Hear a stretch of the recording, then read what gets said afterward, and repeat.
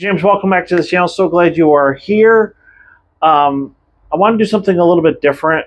Robert Morris actually shared his story of a while back about what actually happened in Oklahoma between him and Cindy Clemmishire. So I'm going to share video number 1, and then we'll come back, and then I'll talk a little bit, and then we'll share video number 2, and then I'll come back and close. So this is video number 1. Just come on over. See, they wanted to stay. So I go over. Now, let me remind you, I was in ministry. I just want to remind you, people need to get free. You need to get free, okay? So I go over to Milt's house. He sets a chair in his office.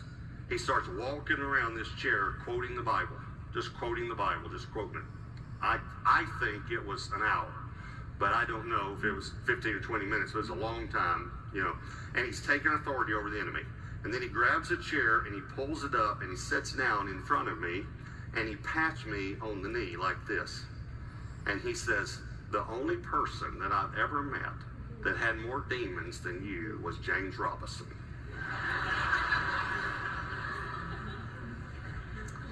I didn't know whether to be proud. I thought, I'm number 2. I've got, that's pretty good, so. But then he looked me right in the eye and he said, but they're not leaving. Just like that.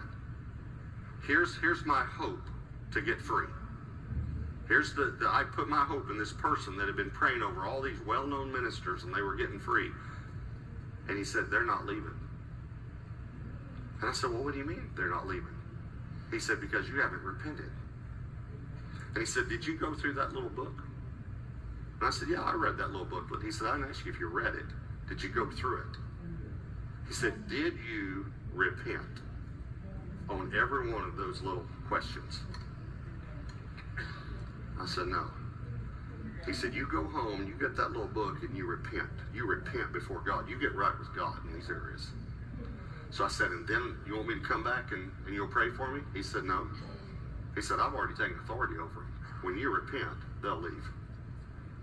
I've already told them to go. You just need to repent. So I went home and I got in the bedroom by myself. I still just sick as I could be. I mean, throwing up sick. And I got that book and I started going through it. There were 7 people that I had to call. All 7 of them weren't home. It was shocking to me. Long distance calls. I had to call people and say, I need to ask you to forgive me. Will you forgive me? And they all forgave me. There were also 7 things that God told me to confess to Debbie. When I got with that, and many other things I had to, get right with God in. But 7 people and 7 things to confess to Debbie. When I got with Debbie, I confessed 6.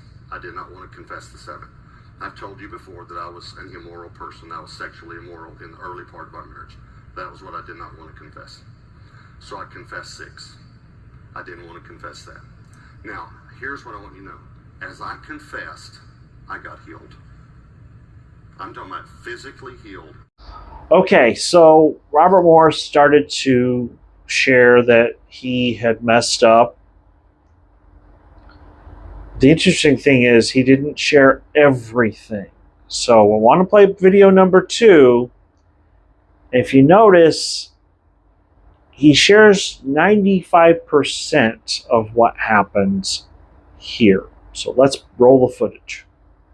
Sure, there's nothing else you need to confess. And literally, she'll tell you this. This is what I do. I go, no, why?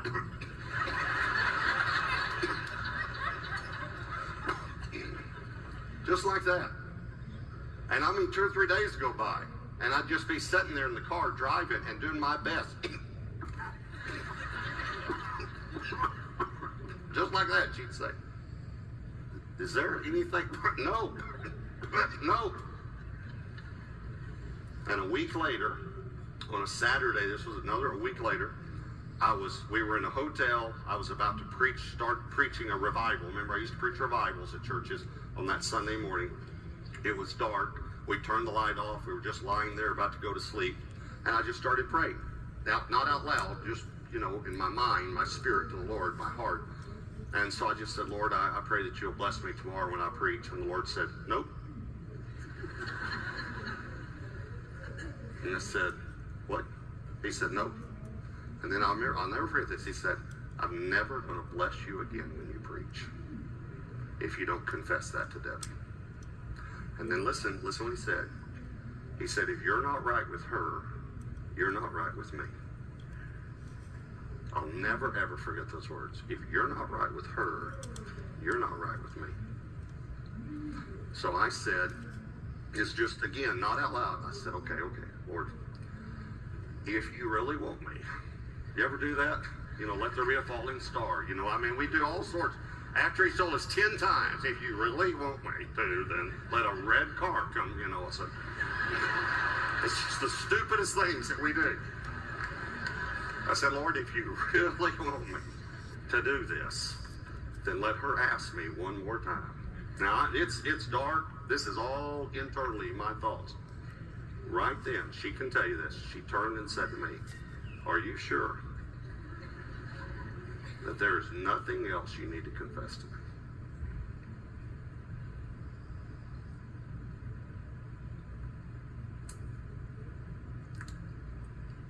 And I had to tell her the worst news that a wife could ever hear.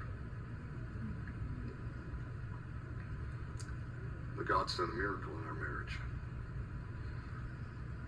and set me free. Healed her heart.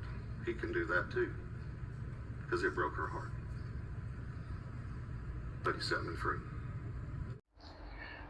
When finally confronted by his wife, who I have no doubt in my mind that she's a godly woman. I have no doubt. I have no reason to disprove that. And before somebody just starts throwing around terms like false teacher or apostate or any of this other stuff, understand that we've talked about it on this channel before. I truly believe one of the problems is that Robert Morris is like Benny Hinn, Kenneth Copeland, and that he so wanted to be like somebody else that he looked up to. Robert Morris's case, it's James Robison. But he kind of lost who he was. That's my opinion. I mean, when you try to imitate somebody so much that you start acting like them, that's unhealthy. So, excuse me. I mean, remember, there's still some good things that happened over the years when he was preaching and talking about Jesus being the only way to heaven and how you need Jesus to get saved. God still used that. Now, had he completely admitted that he had been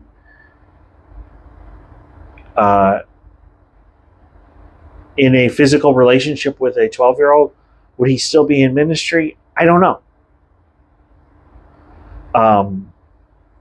I personally think 2 years wasn't enough. I think he needed to be in counseling for longer than that. But that's neither here nor there. Bottom line is, he was questioned by his wife, and he got this close to telling her everything, but just told her, yes, I had an affair. When it's time to repent, you need to tell everything and be completely transparent. And that's what Robert Morris didn't do. And that's why, ultimately, when the truth did come out, it caused his demise. And it's sad. It really is.